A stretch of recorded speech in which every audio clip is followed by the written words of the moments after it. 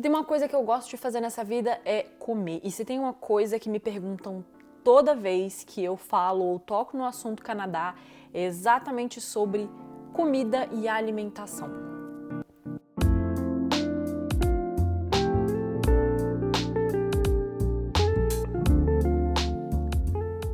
Olá pessoas, bem-vindos de volta a este canal. Se você está chegando por aqui agora, oi, bem-vindo, prazer, eu sou a Dani, o botãozinho de se inscrever tá bem aqui embaixo. E no vídeo de hoje dessa série sobre coisas que mudaram quando eu mudei para cá pro Canadá, eu vou falar um pouco sobre como a minha alimentação mudou nessa mudança toda. É muito engraçado falar tantas vezes a palavra mudou e mudança seguido.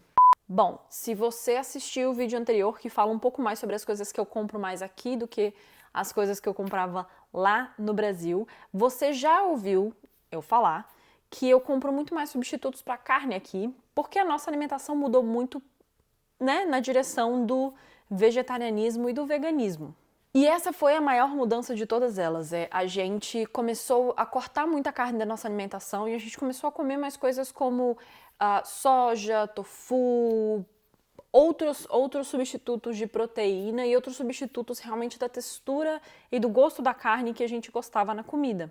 E essas coisas viraram muito grande parte da nossa geladeira, grande parte da nossa despensa. Se você olhar ali agora no meu armário, tem um monte de lata de jaca, aquela jaca verde que a gente compra para fazer a carne desfiada ou o frango desfiado vegano. Então, aqui se vende já na lata só para você abrir a lata e colocar e temperar na hora de fazer a comida. Então tem bastante disso aqui em casa e bastante substituto para carne também. Então a carne moída de vegetais, hambúrguer de vegetais, cogumelos, essas coisas todas. Isso era uma coisa que a gente não comia muito no Brasil porque caro pra cacete, né? Além do mais, todas essas coisas, inclusive esses substitutos para carne no Brasil, são muito difíceis de achar. E a maior diferença aqui é essa. Qualquer mercado que você for, literalmente qualquer mercado que eu já pus o pé nesse país, tem uma seção só de substitutos para carne, só de comida vegana, só de comida vegetariana. Então é muito mais fácil você fazer essa transição aqui, é muito mais fácil você adotar uma dieta mais cheia de vegetais e com menos carnes e mais o que eles chamam de plant-based. E não só nessas coisas, mas umas coisas como nozes, como a própria proteína de soja para você fazer em casa, coisas como feijões, lentilhas e todas essas coisas têm um preço muito justo aqui.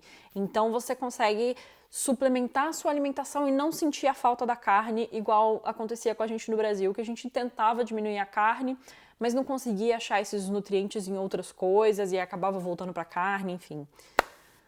E é claro que assim, a alimentação do dia a dia varia muito de acordo com uma coisa muito específica na minha vida.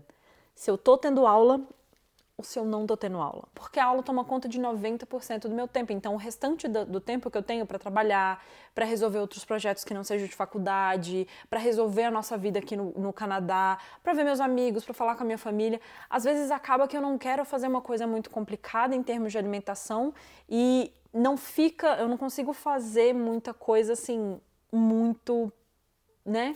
E acaba que eu como muito fora também quando eu tô nessa correria da faculdade. Então, a gente tenta aqui em casa sempre ter a alimentação mais saudável possível, eliminando o máximo que a gente puder de carne e de laticínios na nossa alimentação. Mas, quando a gente tá nessa época caótica de eu estar fazendo 1 milhão de coisas da faculdade, o número de refeições que a gente faz de coisa feita em casa acaba diminuindo bastante. E essa também foi outra mudança muito grande na alimentação, porque no Brasil, como eu trabalhava de casa, eu sempre cozinhava basicamente tudo que eu comia. E aqui com trabalho, faculdade, projetos e todas essas coisas acumulando, quando eu não tenho tempo para cozinhar e meu marido não tem tempo para cozinhar, a gente acaba comendo na rua. E fora que, às vezes, você não tem tempo mesmo. Você não tem como parar, sentar e comer um arroz com feijão. Você só tem aqueles 40 minutos que leva entre o ônibus da faculdade até o trabalho. Então, o que você vai fazer? Você vai comer um sanduíche, você vai comer uma coisa que, né, você consiga carregar ali na mão. Então, na época que eu tô no perrengue da faculdade, a alimentação fica um bocado caótica. Mas em compensação, em épocas de feriado, em época, né, nas semanas de férias, na época do verão, que eu não tenho aulas, a nossa alimentação é super saudável, é super feita em casa e a gente prefere fazer as coisas e aprender a fazer as coisas, né, aprender receitas novas, do que sair para comer, por exemplo. E falar em receitas novas, isso é uma coisa que mudou muito aqui também, porque como tem muito restaurante de várias nacionalidades e de vários lugares do mundo, você acaba tendo influências culinárias de vários lugares do mundo. Então você aprende a usar ingredientes novos, você aprende a fazer receitas novas, você aprende a testar sabores que antes a gente não testava porque a gente não conhecia e a gente não sabia que aquela combinação ia funcionar. Então abrir um pouco a nossa cabeça para comer nos restaurantes de nacionalidades diferentes, entender os ingredientes que eles usam e começar a tentar absorver isso para nossa alimentação no dia a dia, foi uma mudança maravilhosa na nossa vida que eu preciso dizer que gosto. E uma outra coisa que é, assim, dúvida geral também, que eu acho válido falar, é a história da comida brasileira. Porque muita gente fala, eu acho que se eu passasse tanto tempo assim fora do Brasil, eu ia sentir muito falta da comida. Eu achava isso também. Eu achava que seria a coisa que eu mais ia sentir falta, sem contar a minha família. E, na verdade, a comida brasileira é muito fácil de fazer em casa. Então, você tem muita opção de fazer tudo aquilo na sua própria casa, o que é incrível.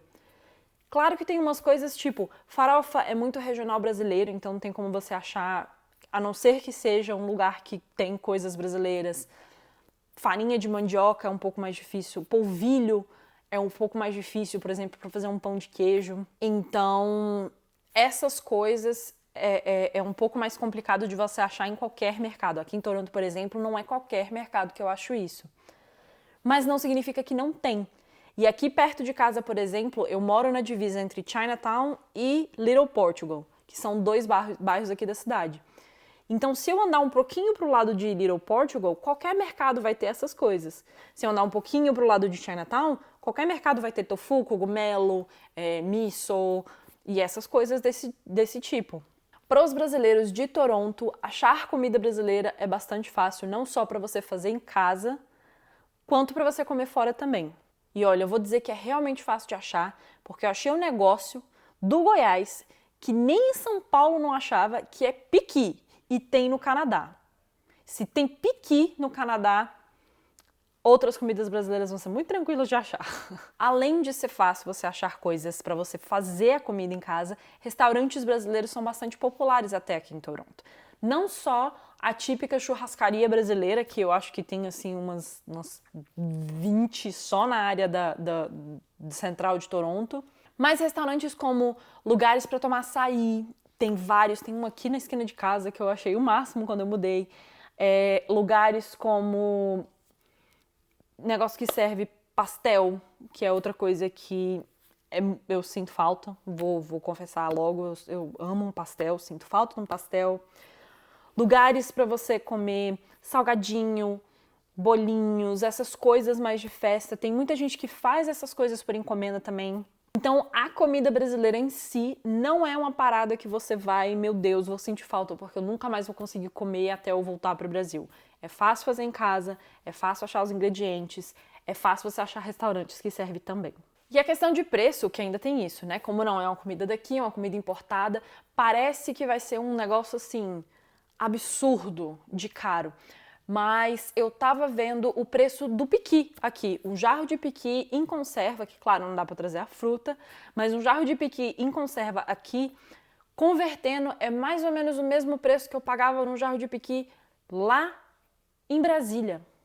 O mesmo piqui da mesma marca, é a mesma coisa, é exatamente o mesmo preço do que o que eu peço pra minha família trazer toda vez que eles vêm pra cá, porque, gente, eu sou do Goiás. E é isso, pessoas, eu espero que vocês tenham gostado do vídeo de hoje. Se você gostou, não esquece de deixar o seu like aqui embaixo, se inscrever no canal também para não perder nenhum dos próximos vídeos e assinar as notificações para você ficar sabendo sempre que eu lançar vídeo novo aqui no canal. Um beijo para vocês e até o próximo vídeo.